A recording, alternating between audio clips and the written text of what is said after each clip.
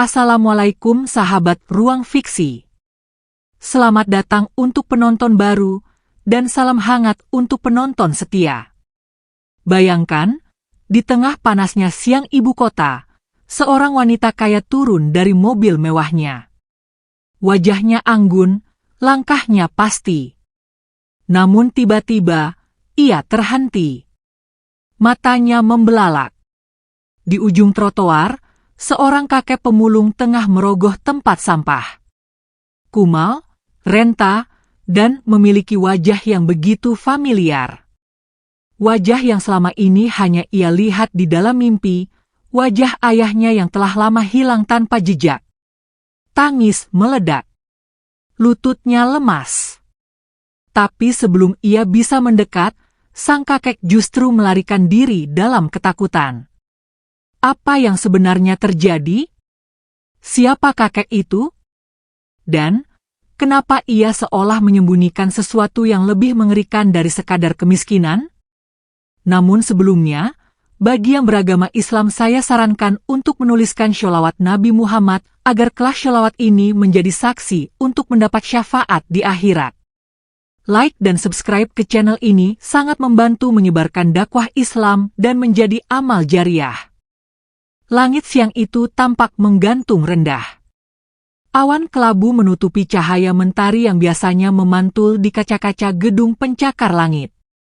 Udara panas menyelimuti Jakarta, namun suasana hati Laras justru membeku dalam kebisuan yang tidak biasa. Ia baru saja meninggalkan rapat direksi perusahaannya, mengenakan blazer putih mahal dan kacamata hitam berbingkai emas.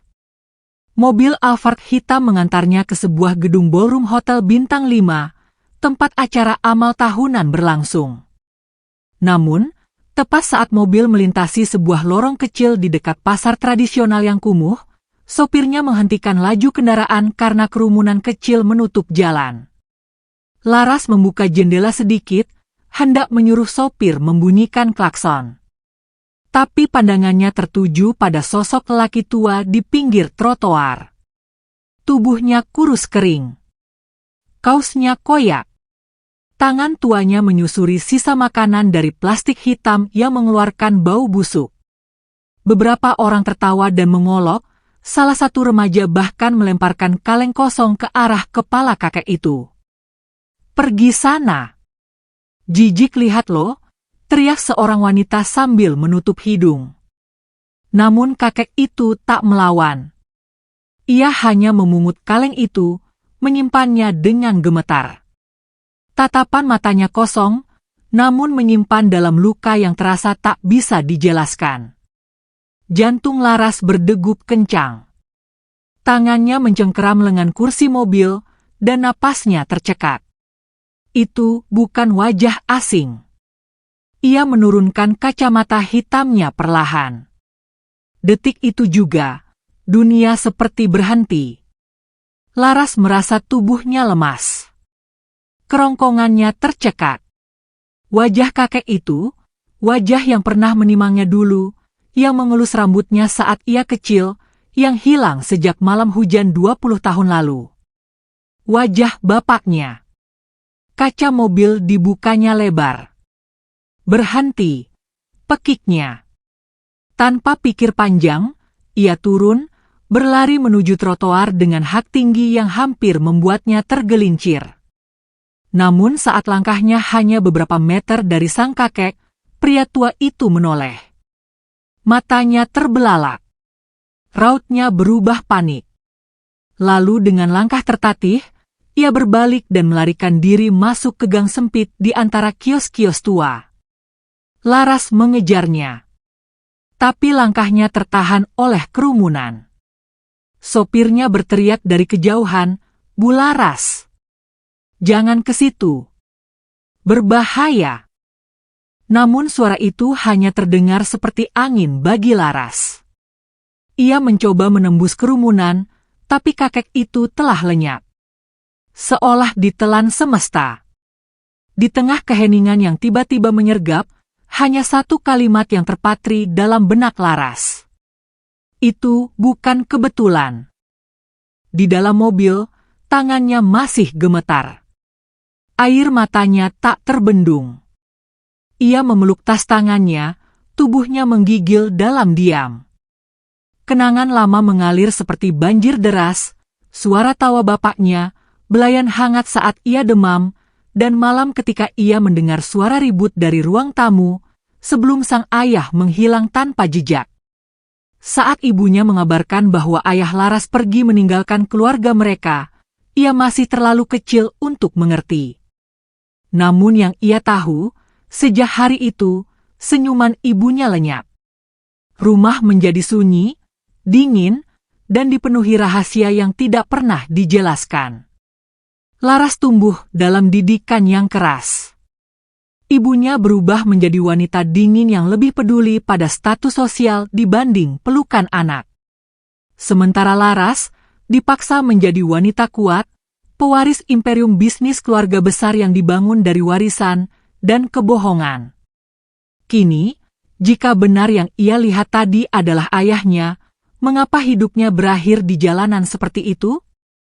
Mengapa ia terlihat ketakutan? Dan siapa yang berbohong selama ini? Pikiran Laras terus berputar.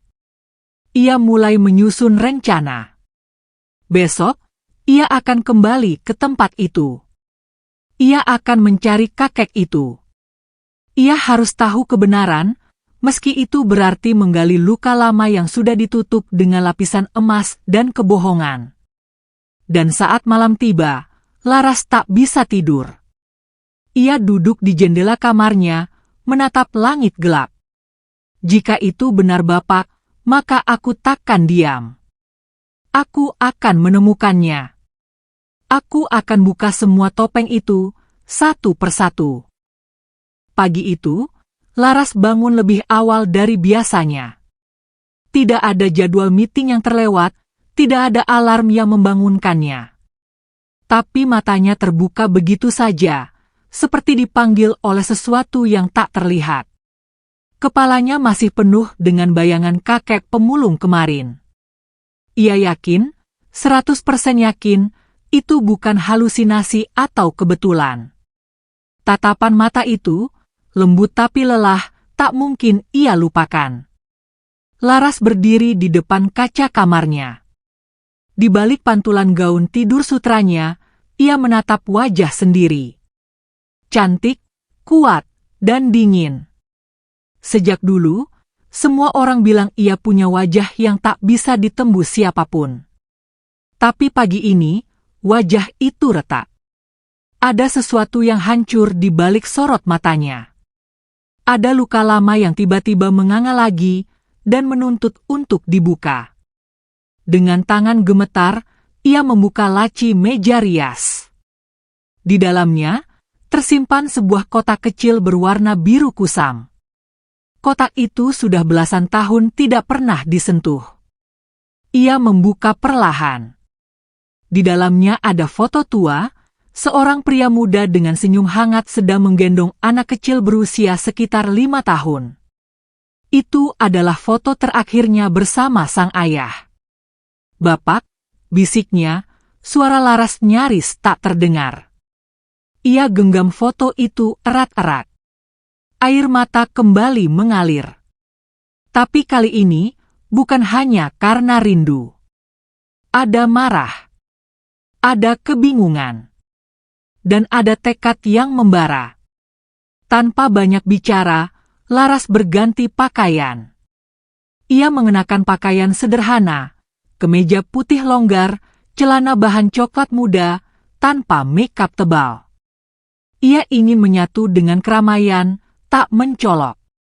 Ia minta sopir menurunkannya beberapa ratus meter dari lokasi kemarin.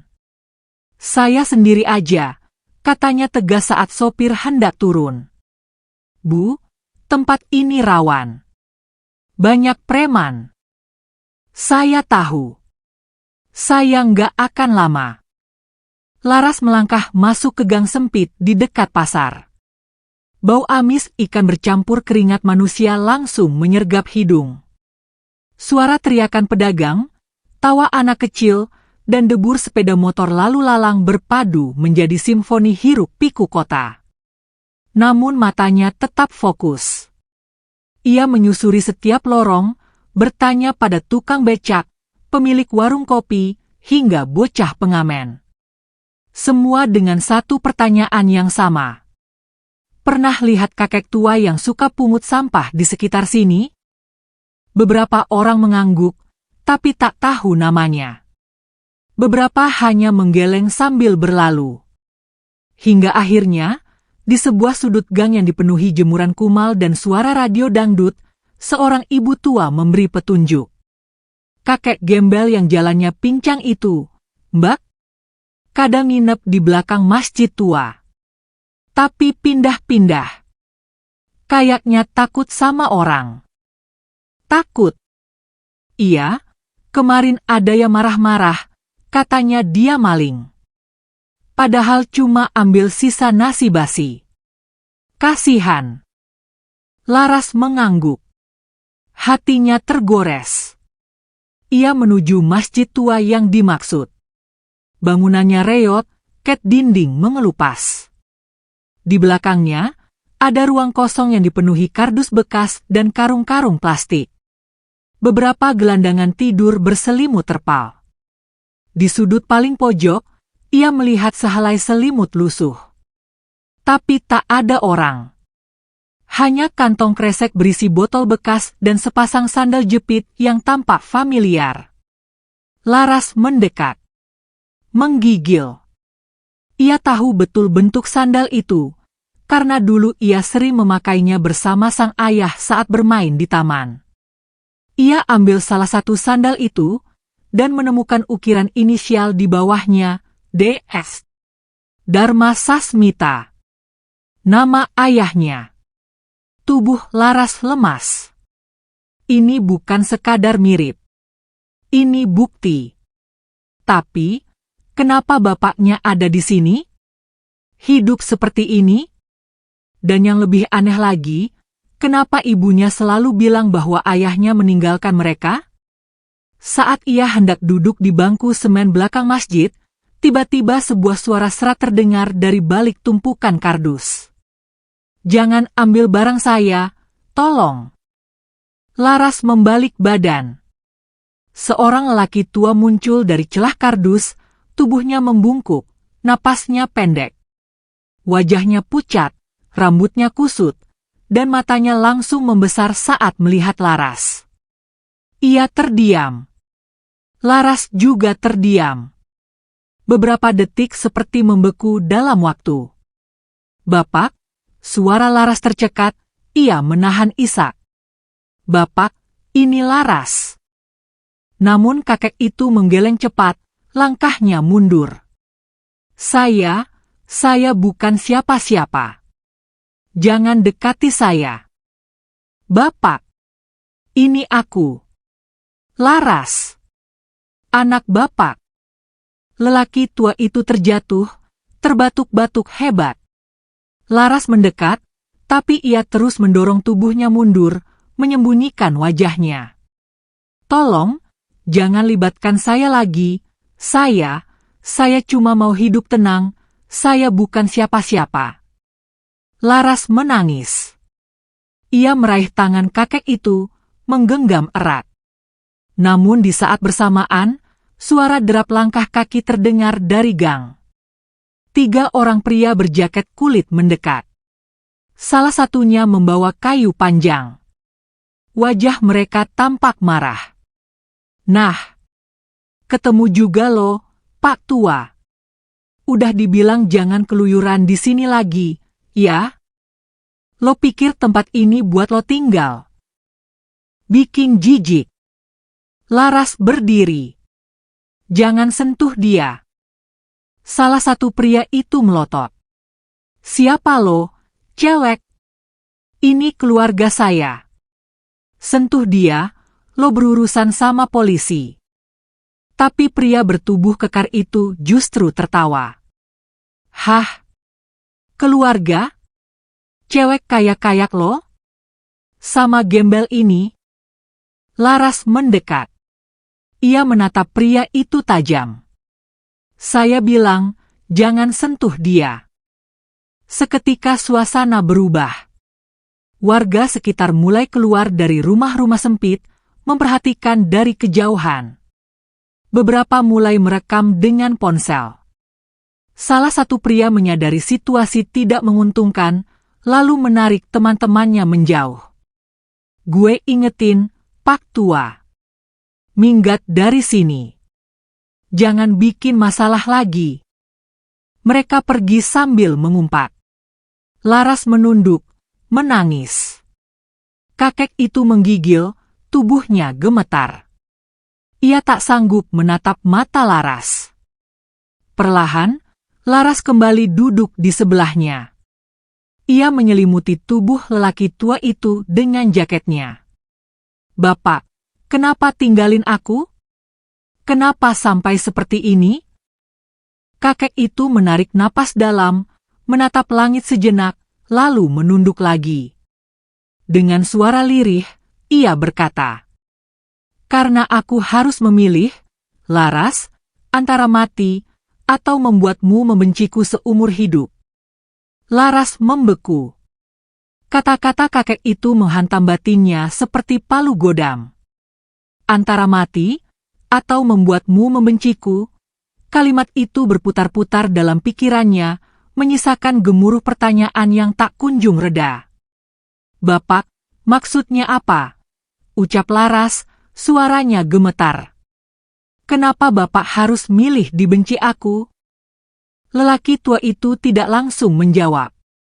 Ia memejamkan mata, napasnya panjang dan berat. Tangan tuanya meremas karung lusuh di sampingnya.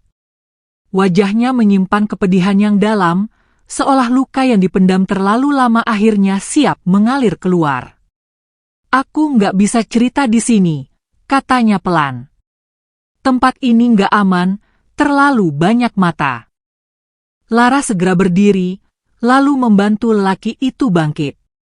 Tubuhnya ringan seperti tulang berbalut kulit. Setiap langkahnya disertai gemetar yang tak bisa disembunyikan. Laras menggenggam lengan kakek itu erat-erat, seperti takut kehilangan lagi untuk kedua kalinya. Ia membawa lelaki tua itu ke sebuah penginapan kecil di dekat stasiun lama yang sudah tak lagi ramai. Kamar mungil itu hanya berisi ranjang kayu, satu meja, dan kipas angin tua yang berdecit. Tapi setidaknya, ada tempat yang cukup tenang untuk bicara. Kakek itu duduk di tepi ranjang. Ia menatap Laras lama, matanya berkaca-kaca. "Kamu udah besar, ya? Wajahmu makin mirip ibumu." Laras mengatupkan bibirnya. Hatinya mendidih. "Jangan sebut ibu. Dia bilang Bapak ninggalin kami. Tanpa kabar. Tanpa pesan. Selama ini aku kira Bapak meninggal." Kakek itu menunduk dalam. Tangannya mengepal, dan air matanya jatuh satu persatu ke atas lututnya. "Aku tahu, aku pengecut. Tapi aku nggak punya pilihan, Laras." Ia menarik napas panjang, lalu mulai bercerita. Suaranya serak, sesekali tersendat. "Malam itu, 20 tahun lalu, aku baru pulang dari kantor. Aku lihat rumah gelap, tapi pintu depan terbuka sedikit. Saat aku masuk, aku lihat 2 orang laki-laki asing ada di ruang tamu. Mereka bawa koper dan bicara dengan ibumu. Ibumu berdiri sambil menatapku. Tapi tatapannya bukan seperti biasanya. Dingin. Beku. Dia bilang, aku nggak pantas lagi tinggal di rumah itu." Laras mengernyit. "Apa maksudnya?" Kakek itu menoleh, matanya berkaca-kaca. "Aku dituduh selingkuh. Sama perempuan yang bahkan gak pernah aku kenal. Foto-fotonya sudah tersebar. Ada surat pengakuan palsu. Semua sudah disiapkan. Aku coba bela diri. Aku bilang itu semua fitnah. Tapi ibumu, dia sudah percaya. Atau, mungkin memang sengaja. Laras terdiam. Ingatannya pada ibunya, wanita kuat yang tak pernah menjelaskan alasan kepergian sang ayah, kini mulai terlihat dari sisi lain. Aku diusir malam itu juga. Bahkan sebelum bisa ciummu untuk terakhir kali. Semua asetku diblokir. Rekening kosong. Teman-teman di perusahaan yang dulu dekat mendadak memusuhi. Aku nggak ngerti apa yang sebenarnya terjadi, sampai aku tahu. Ia berhenti, menatap Laras penuh luka. Perusahaan itu, Laras, ternyata bukan hanya milik keluargamu. Aku juga punya saham di dalamnya. Tapi ibumu, dia rebut semua. Hancurkan nama baikku, bikin aku seolah aib keluarga. Laras tercekat. Bapak, ini semua. Iya, ini tentang warisan, bisnis, dan kekuasaan. Dan aku adalah penghalang.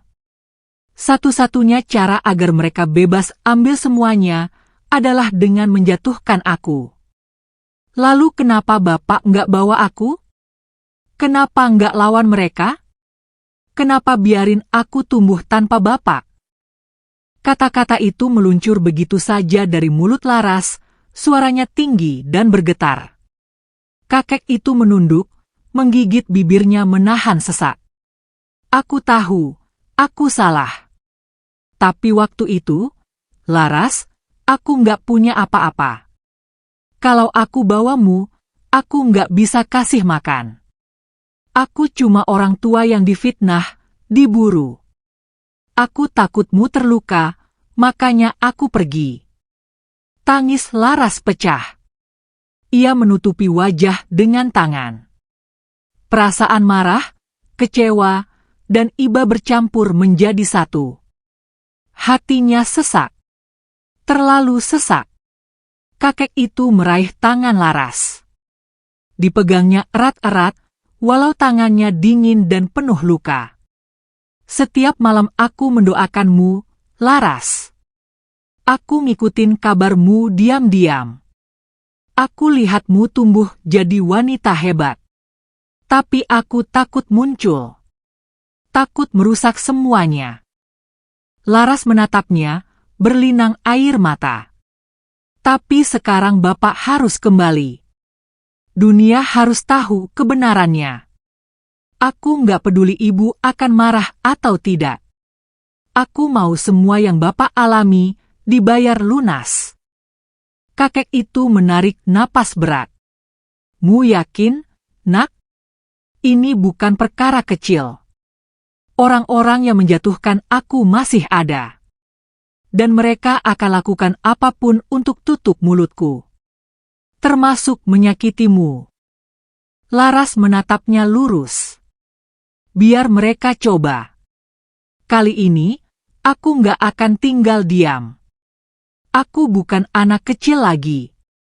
Dan aku punya kekuatan untuk balas semua ini.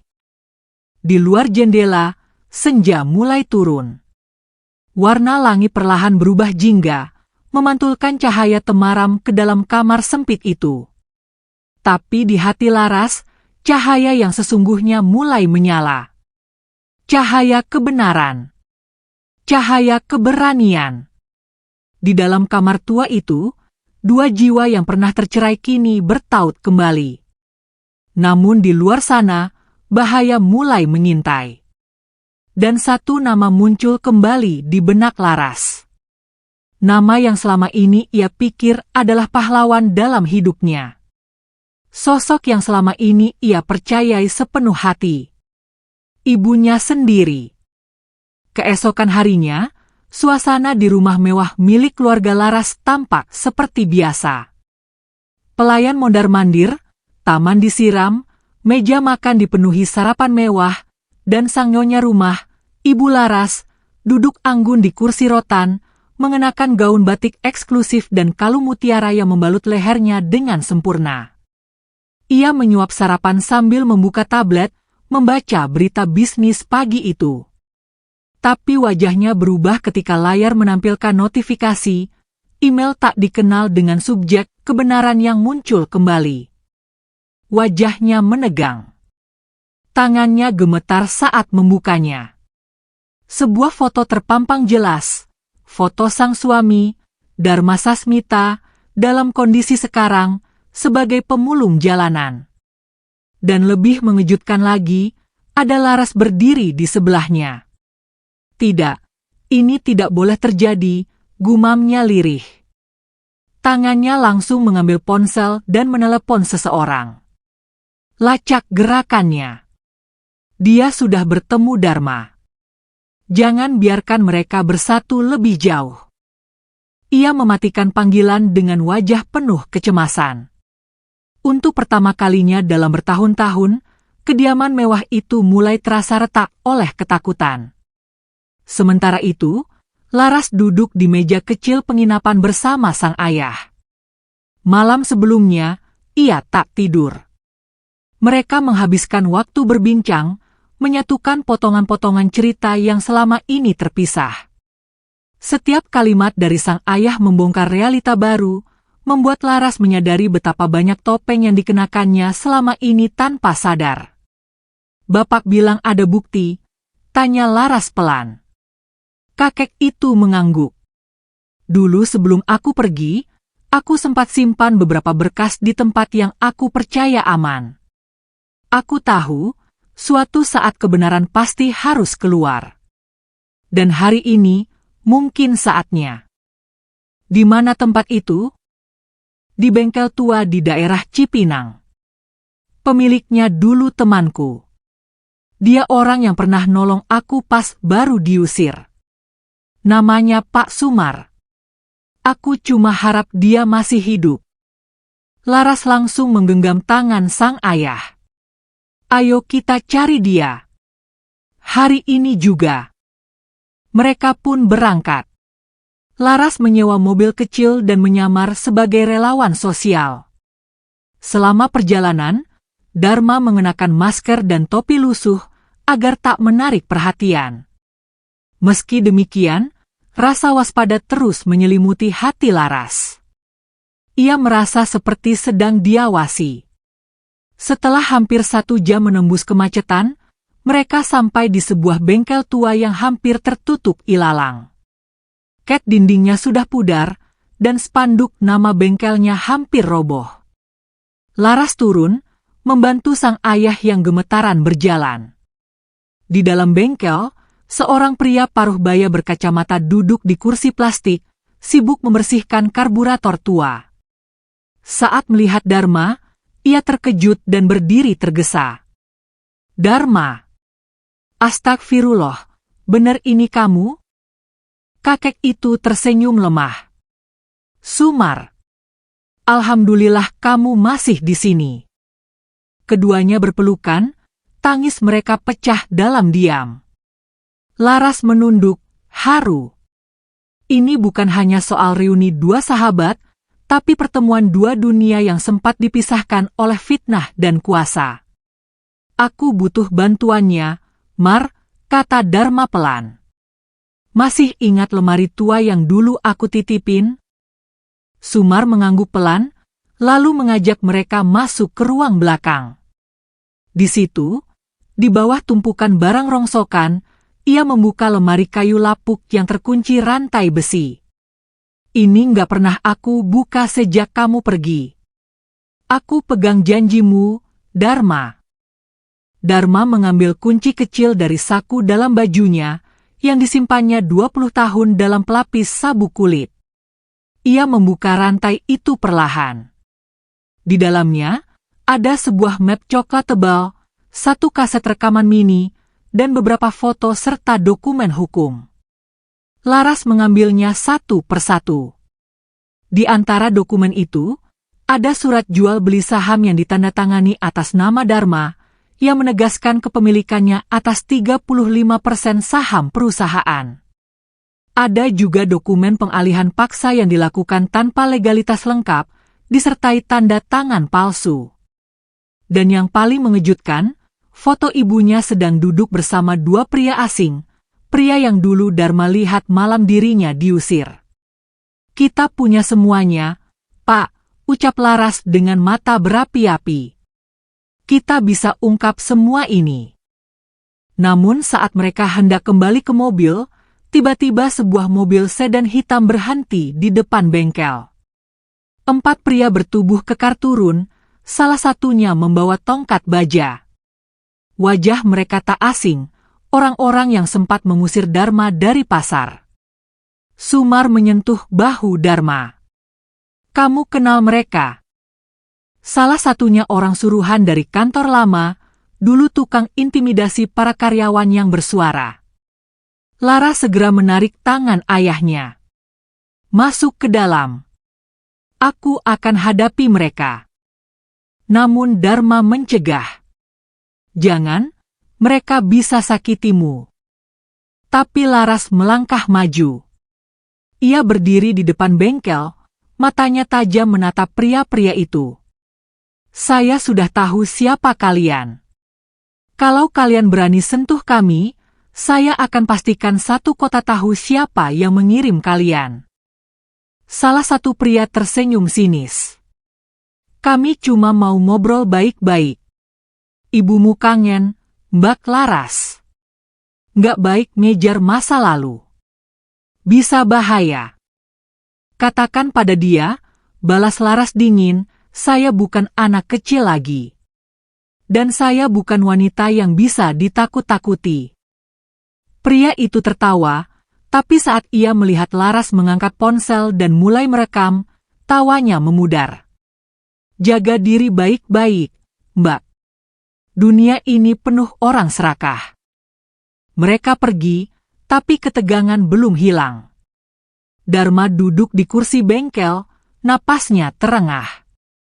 Kita harus cepat. Sebelum mereka bergerak lebih jauh. Laras mengangguk. Ia menggenggam dokumen-dokumen itu erat-erat, seolah memegang kunci menuju kebenaran yang selama ini dikubur dalam. Namun jauh di ujung kota, di balik kaca jendela besar rumah mewah itu, ibunya menatap layar CCTV pribadi yang merekam semua pergerakan anaknya. Di belakangnya, seorang pria tua bersetelan jas berkata pelan, "Bu, jika Laras buka mulut, kita bisa kehilangan semuanya." Wanita itu memejamkan mata, menggenggam cangkir tehnya erat-erat. Kalau dia tetap melawan, dia bukan lagi anakku. Senja kembali menyelimuti langit Jakarta. Tapi bagi Laras, warna jingga yang biasanya tenang kini hanya pertanda bahwa waktu semakin sempit. Ia duduk di dalam apartemennya, di depan tumpukan dokumen yang baru saja ia salin dan pindahkan ke flash disk. Laptopnya menyala, layar menampilkan folder bernama Kebenaran_Dharma yang berisi semua bukti kebohongan masa lalu, dokumen legal, foto pertemuan rahasia, hingga rekaman suara Dharma dari malam kejadian saat ia diusir. Suara hujan mulai terdengar di luar. Hati Laras juga diguyur badai. Ia tahu, begitu ini diumumkan ke publik, tak akan ada jalan kembali. Ini bukan sekadar bisnis, ini soal harga diri. Soal hidup yang direnggut tanpa ampun, ucapnya dalam hati sambil memandangi foto sang ayah muda yang masih ia simpan. Tiba-tiba, ponselnya bergetar. Nomor tidak dikenal. Laras ragu beberapa detik, tapi akhirnya mengangkat. Laras. Suara itu terdengar dingin dan datar. Ia langsung tahu siapa yang bicara. Ibu. Hentikan ini sebelum semuanya hancur, ujar wanita itu tanpa basa-basi. Laras menghela napas panjang. Hancur? Yang hancur sudah sejak lama, Bu. Bukan karena aku, tapi karena kebohongan yang ibu simpan. Bapakmu pria licik, Laras. Dia menipu kita semua. Itu dusta, teriak Laras. Aku sudah lihat semua buktinya. Aku sudah tahu semuanya. Ibu yang jatuhkan dia, bukan sebaliknya. Terdengar hening beberapa detik. Ibu cuma lakukan apa yang harus dilakukan untuk melindungi kita. Untuk melindungimu. Melindungi, suara Laras serak. Ibu mengambil segalanya dari Bapak. Ibu buat aku tumbuh dengan kebohongan. Ibu ajarkan aku menjadi kuat, tapi dengan menutupi luka. Kalau kamu teruskan ini, Laras, suara sang ibu mulai berat, semua akan tahu tentang keluarga kita. Media akan menggali. Saham akan jatuh. Namamu akan dibakar oleh publik. Laras menggenggam ponselnya erat. Biarkan terbakar. Biar semua melihat wajah asli di balik dinding megah ini. Klik. Ia menutup telepon. Tangannya gemetar, tapi matanya penuh keyakinan. Ia tahu, jalan ini tidak mudah. Tapi ini jalan yang benar. Malam itu, Laras dan sang ayah bertemu di rumah kecil sewaan di pinggiran kota. Ia menyerahkan salinan semua bukti ke Dharma. Namun sebelum mereka bisa menyusun langkah selanjutnya, sebuah suara keras terdengar dari luar, seperti benda berat dijatuhkan. Laras berdiri. Jantungnya langsung berdegup cepat.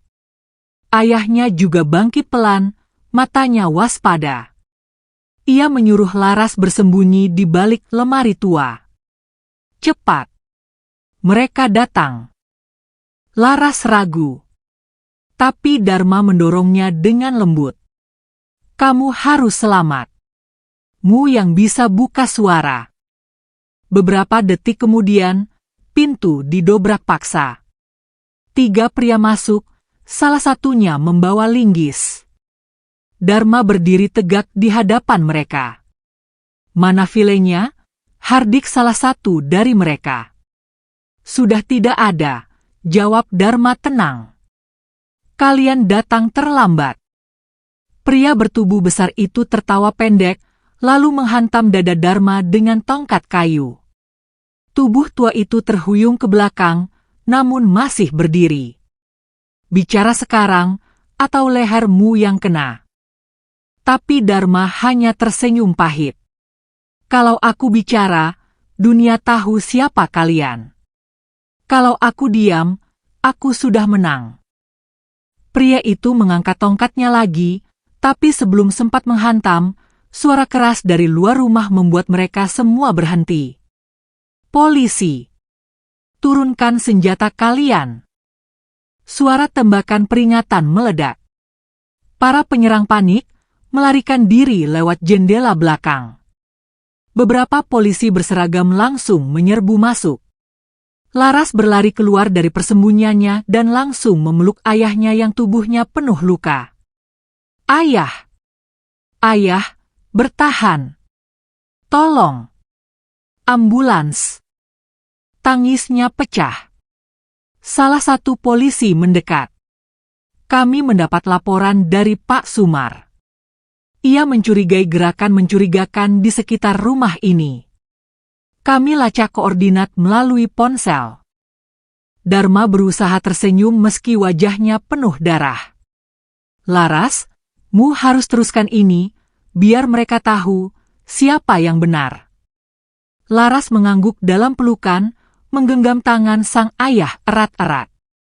Beberapa hari kemudian, sebuah konferensi pers digelar. Laras, dengan gaun hitam polos dan tanpa make-up, berdiri di hadapan ratusan wartawan. Di belakangnya terpampang layar besar yang menampilkan foto sang ayah dalam kondisi memulung dan foto-foto bukti yang sudah tersebar luas di dunia maya. Selama 20 tahun, publik telah dibohongi, ucap Laras lantang.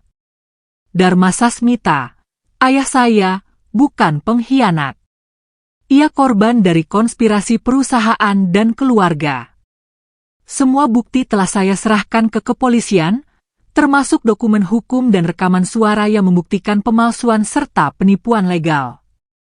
Wartawan bergemuruh, kilatan kamera menyala-nyala. Laras menatap ke arah kamera. Aku tahu risikonya. Tapi aku lebih takut membiarkan kebenaran mati daripada kehilangan warisan. Karena harga diri seseorang tidak bisa dibeli dengan saham dan kuasa.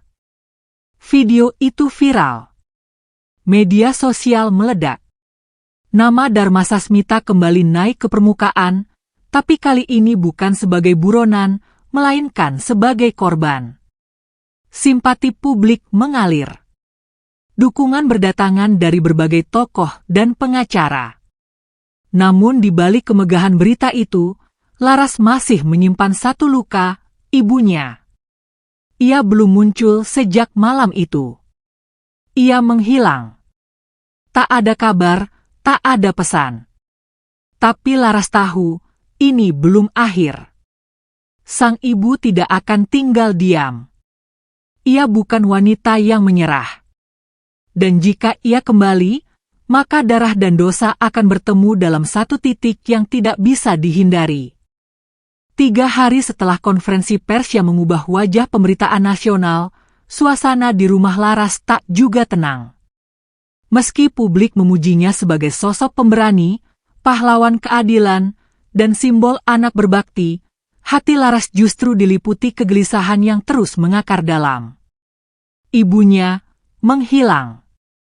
Sejak malam saat percakapan telepon mereka berakhir dengan ancaman samar, semua nomor pribadinya tak bisa dihubungi. Villa pribadinya kosong. Apartemen mewahnya ditinggalkan dalam keadaan terbuka, seolah pergi terburu-buru. Bahkan asisten rumah tangganya mengaku tidak tahu kemana wanita itu pergi. Namun Laras tahu, ibunya bukan tipe orang yang kabur karena ketakutan. Ia menghilang karena sedang merencanakan sesuatu. Dan benar saja. Pagi itu, saat Laras membuka pintu apartemen, ia menemukan sebuah amplop tebal berwarna merah darah tergeletak di depan. Tak ada nama pengirim. Tak ada catatan. Hanya amplop itu, dan ketegangan yang langsung menghantam ulu hatinya begitu keras. Di dalamnya, ada satu lembar surat tulis tangan. Laras, aku tahumu sedang berada di puncak semangat perjuangan. Tapi ingat, kemenangan tak selalu bersih. Kadang, darah tetap harus dibayar dengan darah. Mu telah membuka aib yang seharusnya mati bersama masa lalu. Sekarang, aku akan tunjukkan bahwa bukan hanya aku yang menyimpan rahasia. Ayahmu bukan orang suci seperti yang mu kira. Kita akan lihat siapa yang bertahan di medan ini. Antara darah atau dosa. Ibumu. Laras meremas surat itu. Matanya bergetar. Bukan karena takut, tapi karena kalimat itu menyentuh titik paling rapuh dalam dirinya. Selama ini ia yakin bahwa sang ayah adalah korban. Tapi kini, ibunya melemparkan api baru, keraguan. Ia segera memanggil sang ayah ke apartemen. Dharma datang dengan tubuh masih lemah dan penuh luka, namun matanya tak kalah tajam. Laras menyerahkan surat itu tanpa banyak bicara. Dharma membacanya perlahan. Tapi tidak tampak keterkejutan. Ia hanya duduk diam, lama.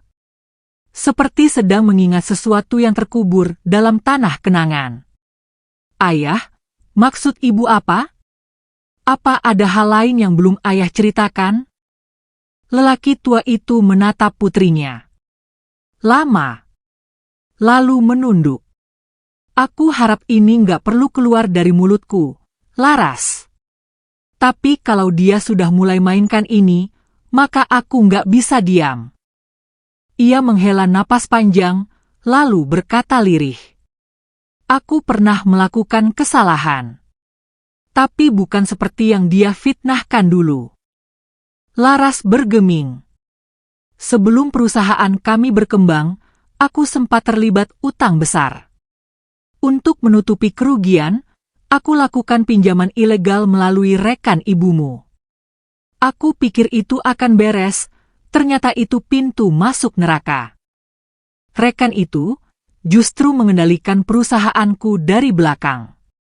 Dan ibumu, entah karena tekanan atau ambisi, malah berpihak padanya. Jadi, ayah bukan hanya korban.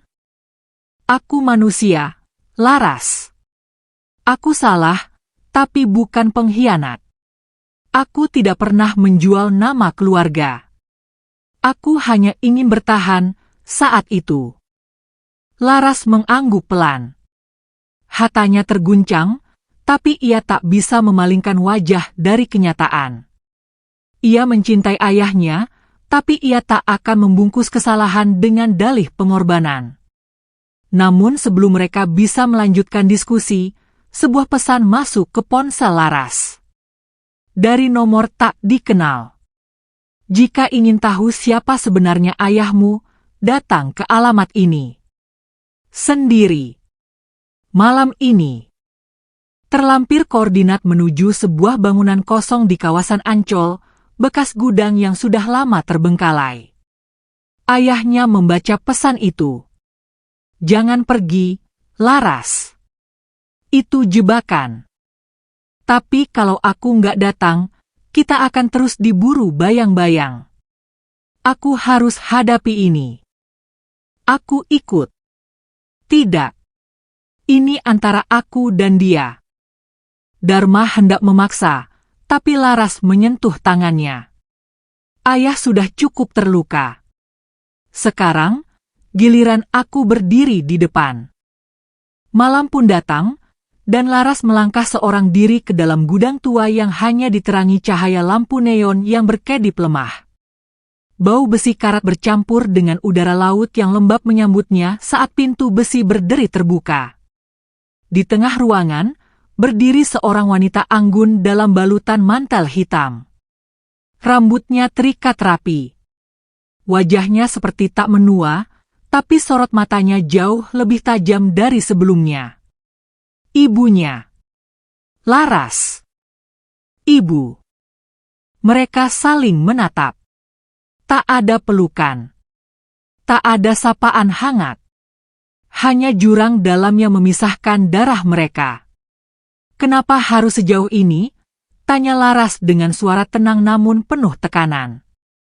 Karena kamu buat dunia menganggapku iblis. Aku tidak buat-buat. Aku hanya buka kebenaran. Kebenaran versimu, Laras, sang ibu menyeringai tipis. Sekarang dengarkan versiku. Ia menyerahkan sebuah flash disk ke tangan Laras. Itu rekaman.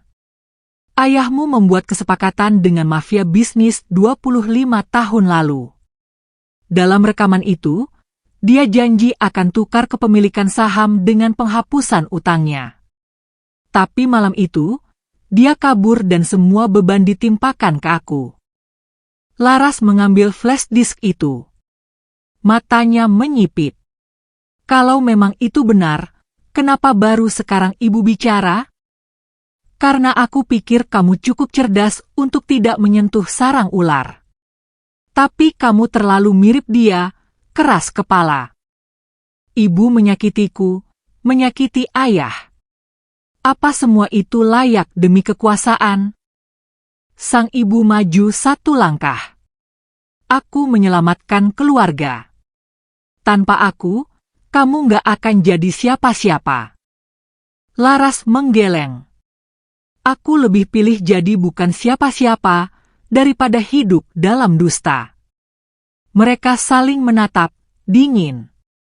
Dan malam itu, Laras tahu, hubungan darah tak lagi cukup untuk menyatukan dua hati yang telah dihancurkan oleh dosa masa lalu.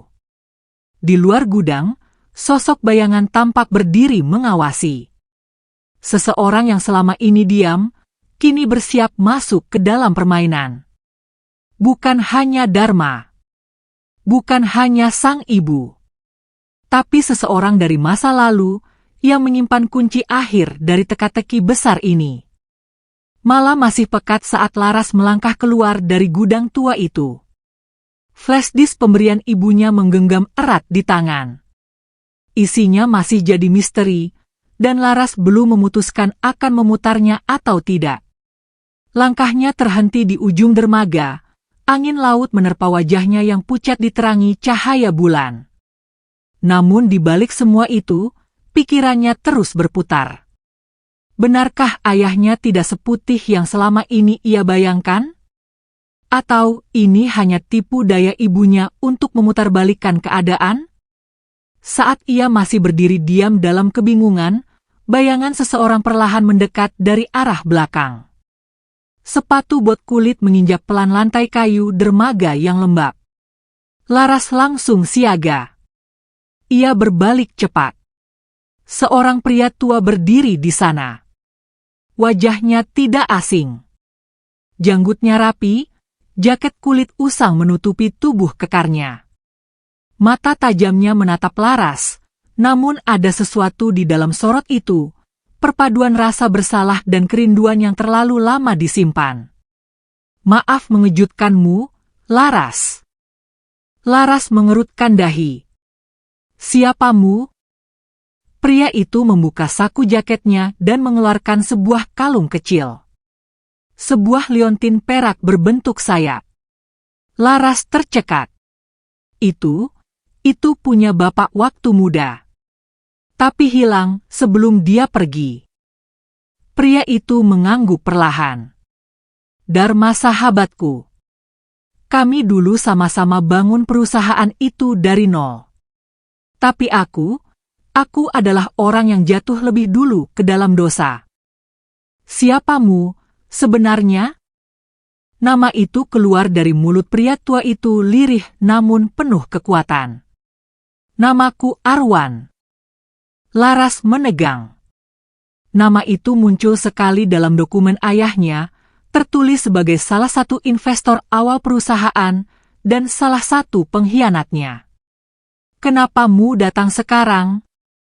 Arwan menunduk, lalu duduk di bangku kayu dermaga, mengisyaratkan Laras ikut duduk. Aku sembunyi selama bertahun-tahun, Laras. Setelah membantu ibumu menjatuhkan Dharma, aku pikir aku bisa hidup dengan uang dan kekuasaan. Tapi ternyata tidak. Setiap malam, aku dihantui wajah Dharma. Wajah anaknya. Wajahmu. Ayahku percaya samamu, tapi mu menghancurkannya. Aku tahu. Dan aku akan bayar semua itu. Ia membuka map kecil dari dalam tasnya, berisi 2 surat notaris. Salah satunya adalah pengakuan bersumpah yang ditandatangani Arwan sendiri, menjelaskan peran lengkapnya dalam konspirasi menghancurkan Dharma. Aku yang buat rekaman suaramu dalam flash disk itu, lanjut Arwan. Ibumu memang pegang salinannya. Tapi rekaman itu setengah dari cerita. Aku buat seolah Dharma menyerahkan saham ke mafia, padahal dia justru mencoba menyelamatkan perusahaan. Dia nyaris dibunuh malam itu karena menolak tanda tangan asli. Laras menutup mulutnya. Jantungnya berdetak kencang. Aku salah besar, Laras. Tapi aku mau bantu perbaiki. Kalau mu masih mau terima. Laras menatap pria itu dalam-dalam. Kalau benar mu mau tebus kesalahan, bantu aku ungkap ini. Semua. Sampai ke akar-akarnya. Arwan mengangguk. Besok pagi. Aku akan ikut bicara di depan pengadilan. Pagi harinya, Laras membawa Arwan ke rumah ayahnya yang kecil dan sederhana. Saat Dharma melihat sosok pria itu, tubuhnya kaku seketika. Arwan. Maaf, Dharma, ucap Arwan dengan mata basah. Aku nggak minta mu maafkan aku. Tapi tolong, biarkan aku bantu. Dharma berdiri lemah. Tapi ada ketegasan dalam tatapannya. Mu hancurkan hidupku. Mu buat aku kehilangan anakku, kehilangan rumahku. Kenapa sekarang? Karena aku sadar, jawab Arwan. Dan karena dosa yang aku simpan selama ini, tidak bisa aku bawa ke kubur. Keduanya saling menatap lama. Lalu Dharma akhirnya duduk. Kalaumu mau ikut di persidangan, maka aku akan buka semua. Tidak akan ada yang ditutupi lagi. Hari itu, keputusan besar dibuat. Mereka mengumpulkan semua bukti, menyusun urutan kejadian, dan menyerahkannya ke pihak kejaksaan. Arwan secara resmi membuat pernyataan terbuka, mengaku bersalah dan siap bertanggung jawab penuh. Berita itu mengguncang media nasional. Mantan pendiri perusahaan ternama akui konspirasi penghancuran saham sahabat sendiri. Putri Dharma Sasmita ungkap fakta baru lewat pengakuan langsung Arwan. Namun di balik badai berita itu, satu pihak justru makin terpojok, Ibu Laras. Hari persidangan pun tiba. Ruang sidang penuh. Wartawan, aktivis, mantan karyawan, hingga masyarakat biasa yang merasa pernah dizalimi oleh korporasi tua itu, semua hadir. Di bangku depan, Laras duduk tenang. Di sebelahnya, Dharma mengenakan kemeja putih bersih, meski tubuhnya masih dibalut luka penyembuhan. Hakim masuk. Suasana hening. Kemudian, satu pintu terbuka dari sisi kiri ruangan. Seorang wanita dengan pakaian tahanan dan borgol di tangan muncul. Ibu Laras. Wajahnya tak lagi semegah dulu. Tapi sorot matanya masih menyala. Ia menatap Laras sekilas, dan untuk pertama kalinya, Laras tidak merasa gentar. Sidang berjalan panjang. Satu demi satu bukti dihadirkan.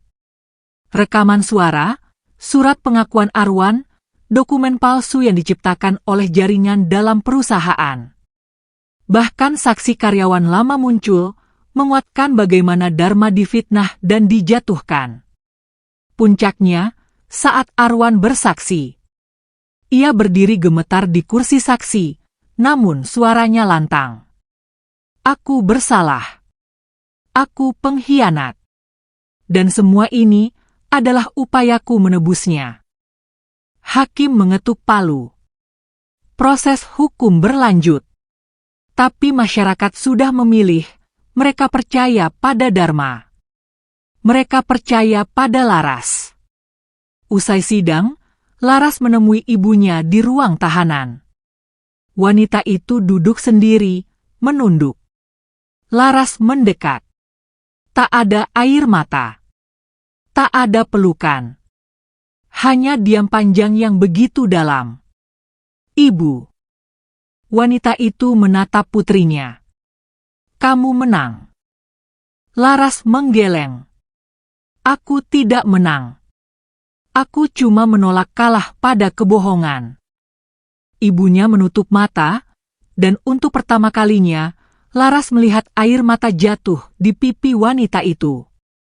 Maaf, karena selama ini aku anggapmu musuh. Laras tak menjawab. Ia hanya menatap ibunya lama. Lalu berkata pelan. Darah memang tidak bisa diputus, tapi dosa harus dipertanggungjawabkan. Ia berdiri. Meninggalkan ibunya dengan kenangan, dan berjalan keluar ruang tahanan, menuju cahaya pagi yang perlahan muncul dari balik kaca besar. Namun jauh di luar sana, seseorang sedang menonton berita itu dari layar laptop di ruangan gelap. Seseorang yang dulu berdiri di balik semua ini. Seseorang yang belum selesai membalas dendam. Matahari sudah tinggi ketika Laras dan Dharma kembali ke rumah kecil mereka. Meski keputusan pengadilan belum final, namun atmosfer kemenangan terasa di udara. Media menggambarkan mereka sebagai simbol perlawanan terhadap tirani kekuasaan keluarga sendiri. Publik menyambut keberanian Laras dengan pujian dan rasa hormat. Bahkan beberapa investor lama mulai membuka komunikasi kembali, menawarkan kerjasama baru kepada Dharma. Namun di balik semua itu, Laras tahu, belum semuanya selesai. Bahkan kemenangan yang tampak paling terang pun bisa menyembunyikan bayangan paling kelam. Sementara itu, di sebuah ruangan sunyi tanpa jendela, seorang pria paruh baya duduk di depan monitor, memutar ulang siaran sidang dari hari sebelumnya. Jari-jarinya mengetuk meja kayu, matanya tak berkedip menatap wajah Dharma dan Laras yang kini dielu-elukan. Di atas meja, bertumpuk dokumen tua. Beberapa dokumen berisi catatan keuangan lama, proyek fiktif, dan laporan penggelapan dana yang tak pernah dibuka ke publik. Di salah satu berkas itu, tertulis sebuah nama besar yang hampir dilupakan semua orang. Herman Sutrisno. Nama ini bukan asing bagi Dharma. Ia adalah pemodal awal yang diam-diam mengucurkan dana ratusan juta saat perusahaan keluarga itu hampir bangkrut. Namun karena kesepakatan hitam yang bocor, Dharma memutus semua kerjasama dan menolak rencana Herman mengubah perusahaan menjadi jembatan pencucian uang. Herman tidak hanya kehilangan investasi, tapi juga kredibilitas dan koneksi bisnis internasional. Sejak saat itu, ia menghilang dari peta. Tapi bukan berarti ia diam. Dan hari ini, ia kembali. Dengan rencana yang jauh lebih matang dan kejam. Di kediaman sederhana, Laras sedang membuat teh untuk ayahnya. Di ruang tamu, Dharma sedang menulis surat terbuka untuk media, menjelaskan bahwa dirinya tidak akan kembali mengambil alih perusahaan. Ia ingin hidup sederhana dan menyerahkan semua kepada Laras. Namun sebelum Laras sempat membawa teh ke ruang tamu, ponselnya berdering. Nomor tak dikenal. Halo. Suaranya terdengar jelas, tajam, dan dingin. Anak dari Dharma, kamu pikir perjuanganmu sudah selesai? Laras terdiam. Ia tidak mengenali suara itu. Aku kenal betul ayahmu. Bahkan lebih dalam daripada yang kamu kira. Tanya saja siapa Herman Sutrisno. Dek. Jantung Laras berdetak kencang. Aku akan ambil balik semua yang pernah dia rebut dariku. Dan kamu akan jadi alatnya. Klik. Telepon ditutup sepihak. Laras berdiri terpaku. Tangannya gemetar. Nama itu pernah disebut ayahnya dulu, tapi selalu ia singkirkan dari cerita. Terlalu berbahaya, kata Dharma saat itu. Jangan pernah cari tahu siapa Herman Sutrisno. Kini nama itu kembali. Dan ancaman nyata baru saja tiba. Malam harinya, Laras memutuskan menghadapi ayahnya. Ayah, siapa Herman Sutrisno? Dharma terdiam. Matanya langsung redup. Kamu dapat telepon?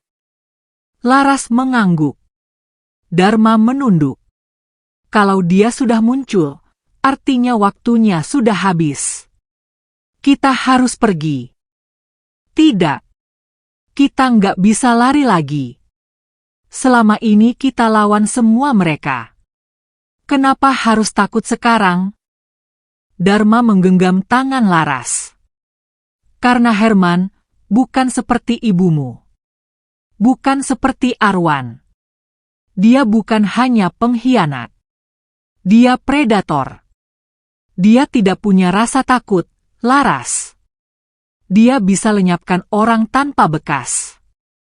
Aku sudah lihat itu. Tapi kenapa ayah sembunyikan semua ini dari aku? Karena aku takut kehilanganmu. Laras memalingkan wajah. Hatinya bergetar. Namun sebelum mereka sempat membahas lebih jauh, terdengar suara keras dari luar. Seorang anak kecil tetangga berlari ke rumah mereka, wajahnya panik. Mbak, ada mobil hitam dateng. Mereka nanya-nanya soal Om Dharma. Laras langsung keluar. Tapi tak ada siapapun di depan rumah. Hanya jejak ban di tanah yang masih basah oleh gerimis. Laras menatap langit malam. Pertarungan baru telah dimulai. Keesokan paginya, Laras menerima surat elektronik dari email anonim. Isi surat itu adalah satu video berdurasi 2 menit. Dalam video itu, terlihat Dharma muda berdiri bersama 2 pria lain, salah satunya adalah Herman. Mereka tampak di sebuah gudang, berbicara keras. Lalu, suara pistol. Kamera berguncang. Adegan terganggu. Tapi sebelum video berakhir, terdengar jelas suara Herman. Kalau mu buka mulut, Dharma, aku bunuh semua yang mu sayang. Laras menutup video itu. Tangannya langsung mengepal. Kalau ini perang, Herman, maka aku akan pastikan mu jatuh di tempat paling rendah. Hari-hari berikutnya berubah jadi penuh tekanan. Media mulai menerima isu dari pihak tak dikenal tentang masa lalu Dharma, tentang transaksi lama yang diduga fiktif. Meski sebagian besar adalah manipulasi, namun opini publik mulai digoyang. Laras tahu, Herman sedang bermain di balik layar. Dan satu-satunya cara untuk menghadapinya adalah mengungkap nama Herman ke hadapan publik secara terbuka. Ia menghubungi Arwan. Kita harus buka semuanya. Termasuk nama Herman. Arwan ragu. Itu artinya nyawa kita dalam bahaya, Laras. Aku nggak peduli.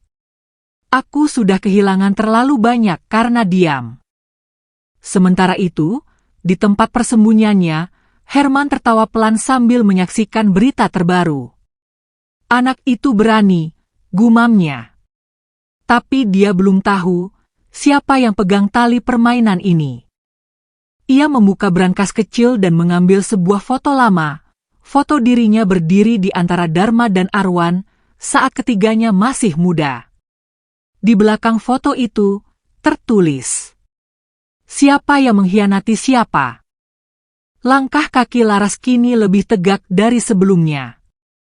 Meski bahaya mengintai, tapi di hatinya ada keyakinan, kebenaran tak akan kalah jika diperjuangkan sampai titik akhir. Namun satu pertanyaan besar menggantung di benaknya. Berapa banyak rahasia lagi yang belum dibongkar? Udara pagi terasa berat. Bukan karena kabut atau polusi, tapi karena satu nama yang kini menjadi bayangan di belakang semua langkah Laras, Herman Sutrisno. Di dunia luar, ia tak lebih dari nama tak dikenal. Tapi di dunia lama ayahnya, nama itu adalah kutukan, hantu yang menghancurkan, membungkam, dan menghilangkan siapapun yang menentangnya. Laras kini tak hanya memikul nama Dharma Sasmita, tapi juga menjadi target utama lelaki yang selama ini mengendalikan banyak wajah kekuasaan dari balik layar. Pagi itu, Laras duduk di ruang kecil rumah sederhana bersama ayah dan Arwan. Di atas meja, mereka menyusun rencana satu demi satu. Tidak ada pasukan hukum atau kekuatan besar yang bisa mereka andalkan.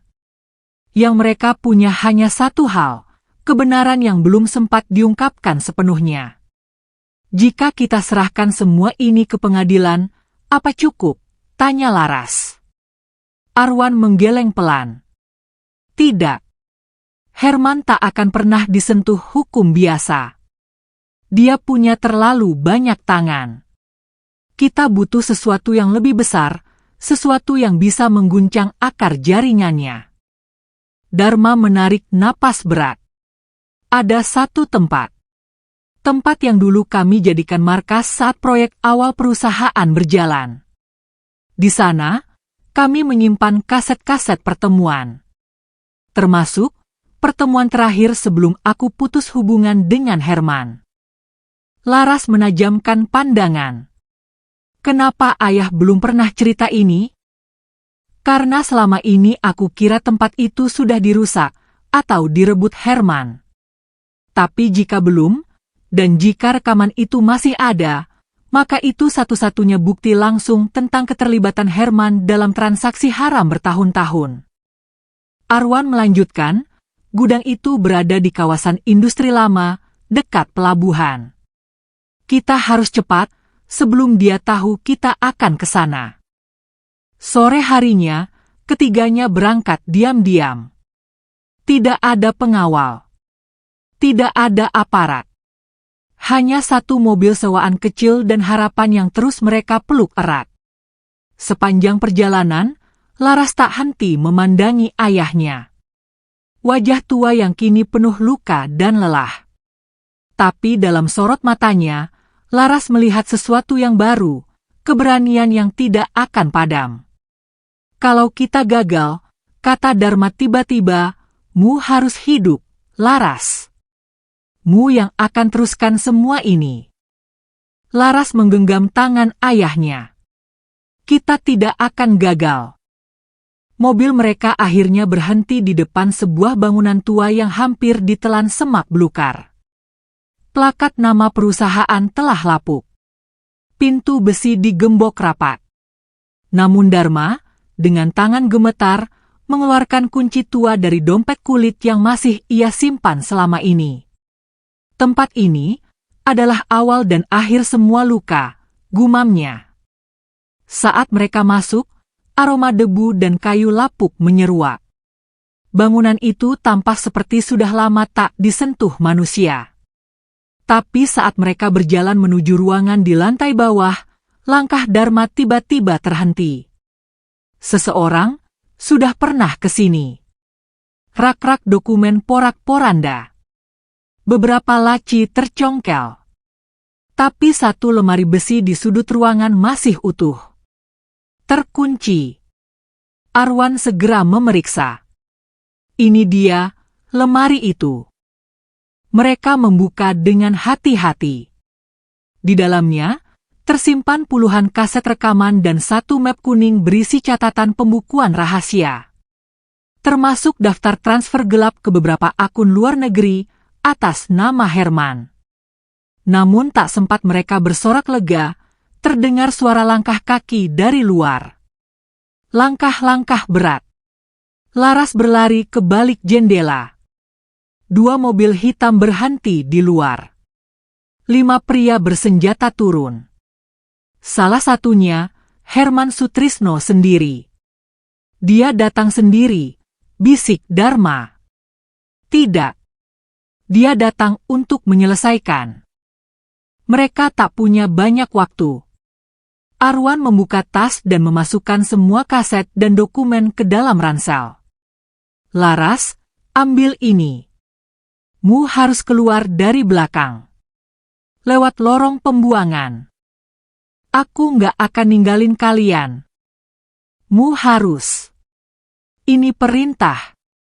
Pintu depan mulai digedor keras. Dharma menarik Laras. Kamu masa depanku. Kalau kamu jatuh di sini, semua sia-sia. Dengan air mata menahan tangis, Laras memeluk ayahnya dan Arwan cepat-cepat. Ia berlari menyusuri lorong kecil di belakang, melewati pipa berkarat dan genangan air. Saat suara pintu depan jebol terdengar, ia tahu waktu sudah habis. Di dalam ruangan utama, Herman masuk dengan langkah angkuh. Wajahnya tersenyum melihat Dharma dan Arwan berdiri di hadapannya. Akhirnya kita bertemu lagi, Dharma. Kau tahu, kau harusnya tetap mati 20 tahun lalu. Dharma mendongak. Tapi aku hidup. Dan sekarang, semua orang akan tahu siapamu. Herman melangkah mendekat. Kalau kau kira aku akan biarkan gadismu keluar dari sini dengan bukti itu, mu terlalu percaya diri. Namun Arwan berdiri di antara mereka. Dia sudah jauh dari sini. Dan kali ini, kami tak takut mati. Herman mengangkat tangan. Salah satu anak buahnya mengarahkan senjata. Tapi sebelum sempat menarik pelatuk. Dor. Sebuah peluru menembus kaca depan. Polisi berpakaian sipil menyerbu masuk dari belakang. Tembakan peringatan bergema. Semua anak buah Herman terdesak. Kekacauan terjadi. Ternyata, Laras tidak lari begitu saja. Di tengah pelarian, ia menghubungi polisi rahasia yang sebelumnya membantunya dalam penyidikan kasus ibunya. Koordinat dikirim. Dan kini, penyergapan terjadi. Herman panik. Ia mencoba lari ke tangga darurat. Tapi saat berbalik, Dharma sudah berdiri di depannya, menodongkan besi panjang yang dulu pernah menghancurkan hidupnya. "Kita selesai, Herman." Herman tertawa pelan. "Aku tidak pernah kalah, Dharma. Tapi kali ini, mu tidak akan menang." Beberapa jam kemudian, berita besar meledak di seluruh negeri. Herman Sutrisno, otak konspirasi bisnis hitam dan penghancur nama Dharma Sasmita, ditangkap hidup-hidup. Putri Dharma, Laras Sasmita, berhasil serahkan bukti kunci kejahatan korporasi terbesar 2 dekade terakhir. Dharma dan Arwan dibersihkan namanya. Laras dijuluki singa muda perlawanan. Rakyat menyambutnya. Dunia memeluknya. Namun bagi Laras, kemenangan bukan soal tepuk tangan. Tapi soal keadilan yang akhirnya berdiri setelah puluhan tahun dibenamkan dalam lumpur. Namun, apakah semuanya benar-benar selesai? Atau, masih ada luka yang belum sembuh sepenuhnya? 2 bulan telah berlalu sejak nama Herman Sutrisno resmi tercatat dalam sejarah hitam negeri ini. Sidang demi sidang menjatuhkan vonis yang tegas. Penjara seumur hidup. Aset-asetnya disita. Jaringan bisnis bawah tanahnya dibongkar. Sekali ini, keadilan tidak hanya mengetuk pintu, tapi menerobos masuk dan menetap. Sementara itu, nama Dharma Sasmita dipulihkan sepenuhnya. Surat pernyataan bersih dari segala tuduhan dibacakan langsung di sidang terakhir. Bahkan negara memberinya penghargaan atas keberaniannya bertahan melawan kekuasaan gelap yang pernah membungkamnya. Namun bagi Dharma, bukan itu yang ia tunggu-tunggu. Baginya, kemenangan sesungguhnya adalah bisa duduk di teras rumah kecil, menyesap teh hangat buatan Laras, sambil melihat putrinya tersenyum tanpa beban. Pagi itu, mentari bersinar lembut. Angin menyapa pelan, dan burung-burung di atap rumah berkicau tenang. Laras berdiri di depan cermin, mengenakan pakaian sederhana berwarna krem. Tak ada blazer mahal. Tak ada kalung berlian. Hanya dirinya, yang kini telah melewati badai dengan kepala tegak. Ia menatap pantulan wajahnya sendiri, wajah yang pernah remuk oleh kebohongan, tapi kini dibentuk ulang oleh keberanian. Di ruang tamu, Arwan sedang membaca koran. Wajahnya lebih segar. Luka lama perlahan mengering, meski rasa bersalah mungkin tak akan pernah sepenuhnya hilang. Tapi ia memilih untuk hidup dan membayar dosa dengan perbuatan. "Laras," panggil Dharma dari kursi rotannya, "hari ini mu yakin?" Laras mengangguk. "Aku akan kembalikan perusahaan itu ke publik. Aku ingin itu jadi yayasan sosial. Tempat belajar bagi generasi muda. Biar uang tidak lagi menguasai kebenaran." Dharma tersenyum. Matanya berkaca, tapi bukan karena sedih. Ia bangga. Teramat bangga. Bapak kira, hidup Bapak sudah berakhir waktu itu. Tapi ternyata, Allah kasih Bapak satu alasan untuk bertahan. Dan itu mu, Laras. Laras menghampiri, lalu memeluk ayahnya dengan erat. Peluk yang tak terbalas 20 tahun lamanya, kini terasa utuh. Beberapa minggu kemudian, gedung utama bekas perusahaan keluarga Laras berganti nama menjadi Rumah Kejujuran. Bangunan yang dulu menjadi simbol kekuasaan dan keserakahan, kini menjadi pusat pendidikan, pelatihan kerja, dan perlindungan hukum bagi masyarakat kecil yang tertindas.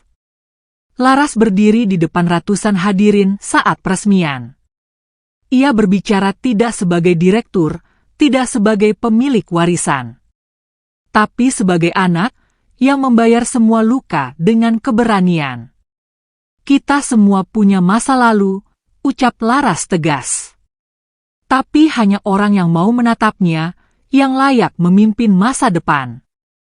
Di antara kerumunan, seorang wanita tua berkerudung sederhana duduk diam, ibunya. Ia tidak lagi berdiri di atas mimbar kekuasaan, tapi juga tidak lagi hidup dalam kebohongan. Setelah melalui masa penahanan dan pengakuan, ia memilih menjalani sisa hidup di tempat sunyi. Namun hari itu, ia datang. Tanpa sepatah kata pun, hanya menatap anaknya dari jauh. Laras menatap balik. Dan untuk pertama kalinya, ia mengangguk pelan. Tanda bahwa luka telah dijahit. Bukan untuk dilupakan, tapi untuk dimaafkan. Sore itu, saat matahari perlahan turun, Dharma berjalan menyusuri taman belakang rumah. Di sampingnya, Laras menggandeng tangannya. "Mu bahagia sekarang?" tanya Laras. Dharma tersenyum. "Bahagia bukan soal menang atau kalah, nak. Tapi tentang siapa yang mu temui setelah semuanya mu lewati." Laras menatap langit yang mulai memerah. Dan di sana, untuk pertama kalinya dalam hidupnya, ia merasa utuh. Rumah yang dulu hilang, kini telah pulang. Dan hati yang dulu terluka, akhirnya sembuh dengan kebenaran.